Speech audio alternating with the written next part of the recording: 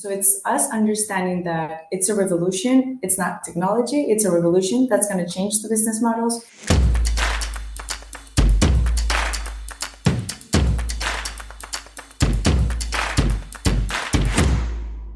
Welcome to Firm Favourites. I'm your host, Alice Ramsey.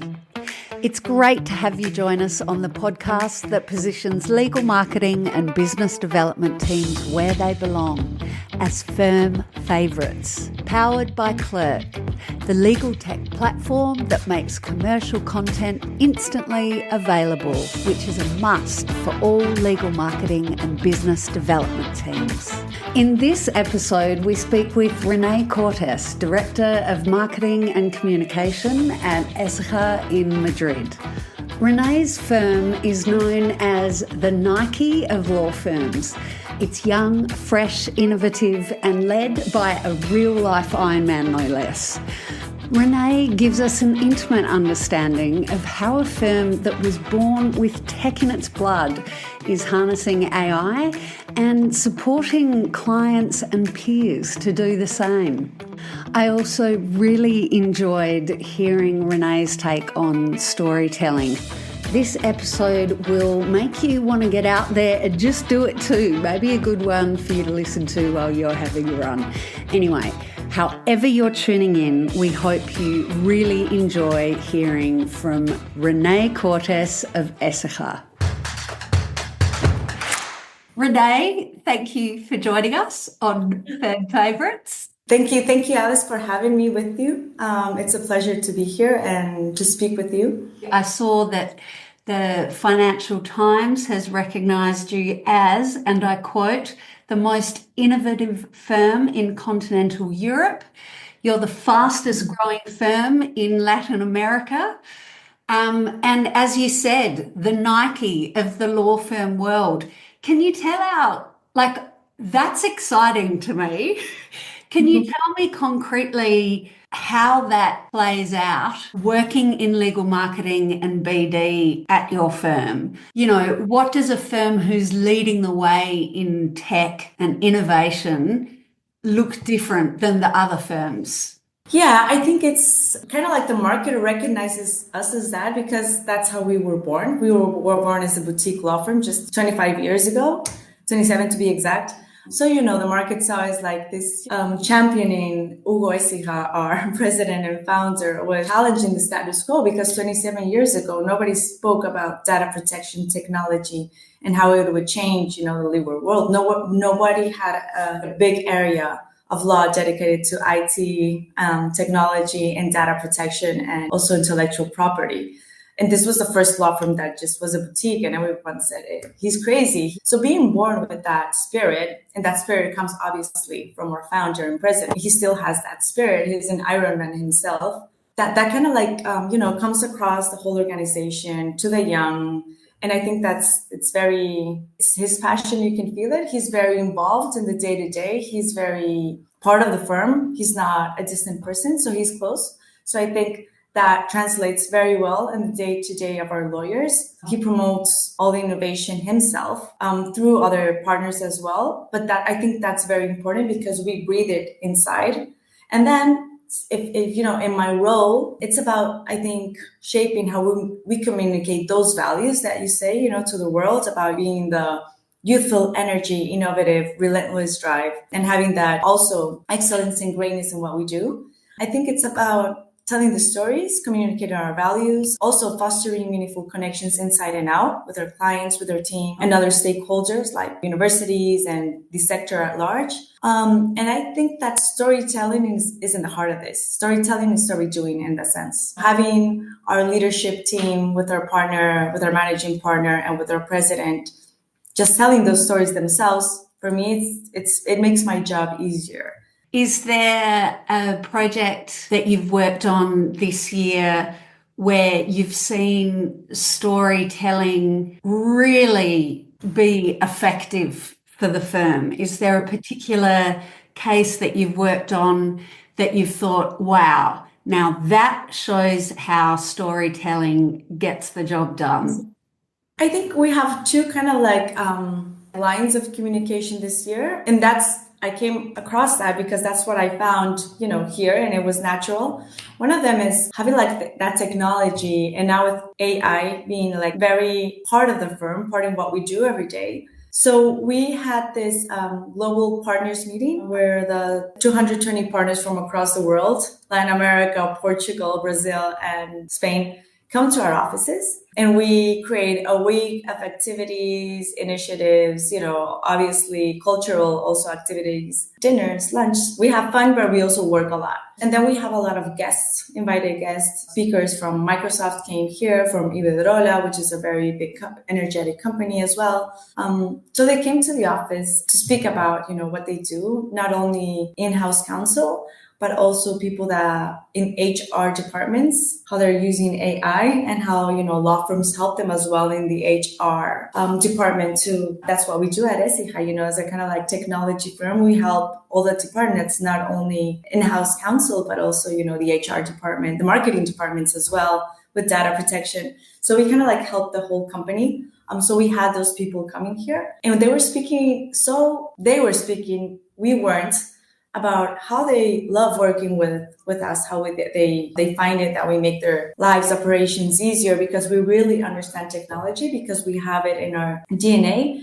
And it was amazing that having them tell us what we are telling kind of like our audiences was amazing, because they were actually telling our story and what our position in the market is. That's great. So the messaging that you're putting out there, you're getting feedback that you're actually walking the talk on that. It's not just, making up stuff to sound good, like this is who you are. Yeah.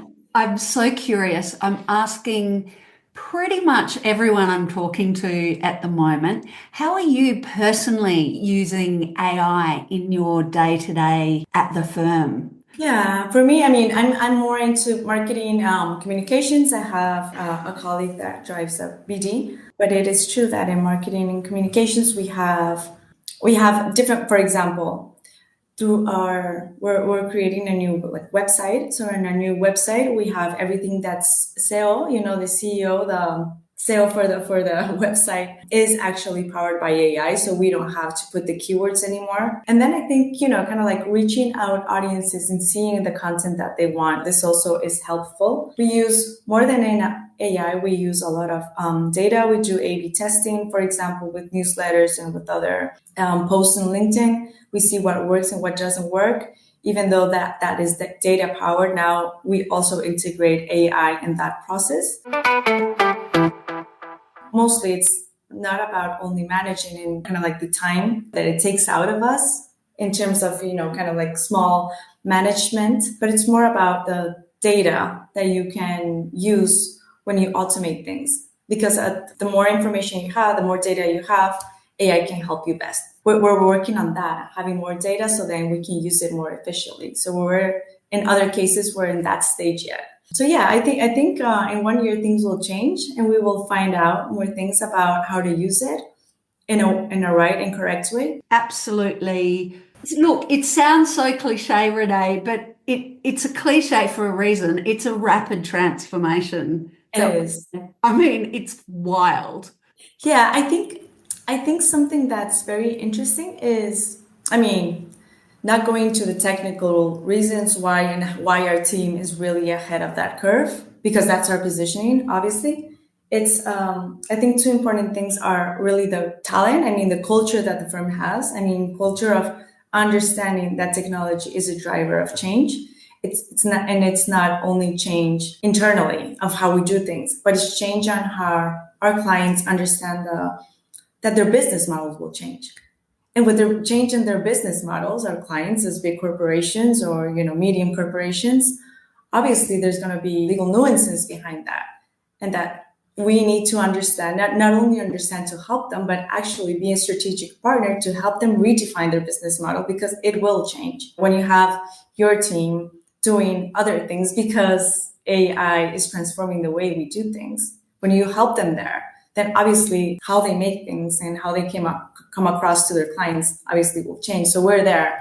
And not only as a law firm, but, all our teams have to understand then in different areas of the law that we give, obviously, services to our clients, not only data protection, but we have all the practice areas. We're a multidisciplinary law firm. So we have, corporate M&A, labor, dispute resolution, competition law, antitrust across all the areas.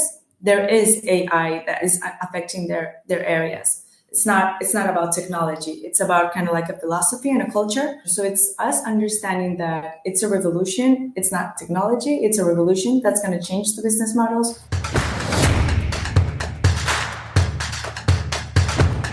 And so, Renee, how's your firm navigating this revolution? I mean, first we install a culture of always being ahead of that, a culture that our lawyers understand that it's a revolution. It's not about technology.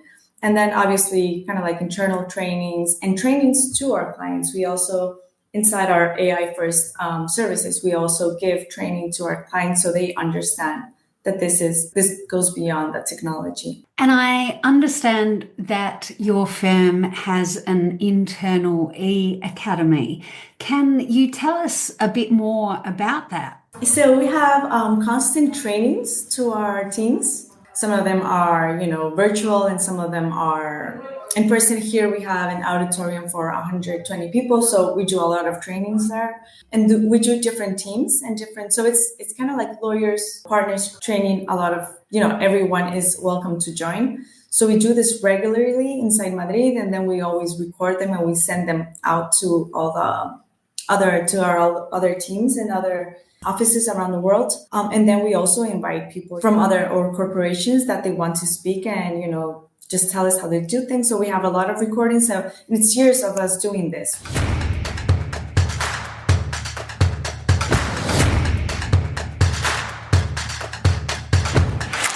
The other events at the ECIJA Academy, I don't know if we had like 3 or 4 a week of different areas, but they're organized by different pathways. So this is kind of like how it works. It was born in a very kind of like easy and organic way, but now we're working on making it, as we grow the firm, we're also working on making it obviously a bit more robust on that sense, but it works perfectly because people, really, and then we have a great vibe there. A lot of young lawyers, mid-aged lawyers, getting together and kind of like, and then they have this coffee and they can kind of like challenge themselves and speak about what they learned. So I think that's what makes it, in a sense, magical, just creating connections. I think creating connections is the best thing you can do, not only in terms of branding and marketing communications, but of what these people tell outside. I think in terms, me as a communication director, think that one of the best channels of communication are our teams. I mean, our teams are the best channels for communication. So for me, also when they're at the ECIJA Academy or something, telling them, also sometimes we do training for how they do their LinkedIn, how they use their LinkedIn, for example. So it's also how they put the messages for the firm across, but I think that's really important as well. And I think it adds value to them, young or whether they're juniors or seniors. I think that adds value to them as well. Before we finish up, there's something left in my mind. You mentioned that your managing partner is an Ironman. And I'm just wondering what happens around the firm when your founder is competing? Is there a whole vibe around that? Colleagues invited to get out? And how does that play out in the culture of the firm? It just really stayed with me.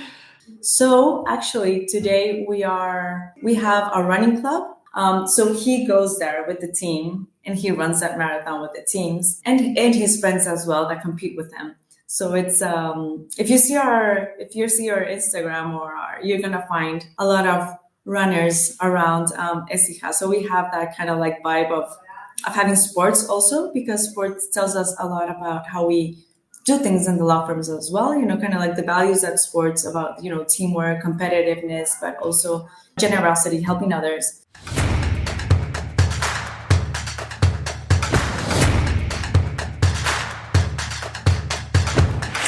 To finish our interview, I have asked each of our guests to take part in a quick fire fun round of a set of like 3 just slightly random questions, nothing Okay. meaningful.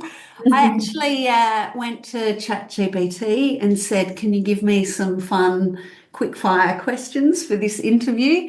This piece of paper has now been completely destroyed because I believe in AI plus the human touch. They're quick responses, right? Super quick. Okay. If you could have any superpower at work, what would it be? Oh my God, that you got me there. So at work, I was thinking like outside work. I think I could say, but at work, Well, outside reading work, others' minds. reading people's minds. Oh, that is fantastic. If you had to give a motivational TED talk on any topic you like, what would it be? Finding purpose. Love it. And finally, Renee, if you could bring one fictional character to work with you for a day, which character would it be and why? Fictional character. I'm not seeing a lot of oof, the genie in the bottle. I like it. Oh my goodness. Renee, absolutely. Renee, thank you so much for joining us. It's been a real pleasure. No, thank you, Alice. It's been wonderful to be here, and I hope I really enjoyed the talk. So I hope you enjoyed it as well.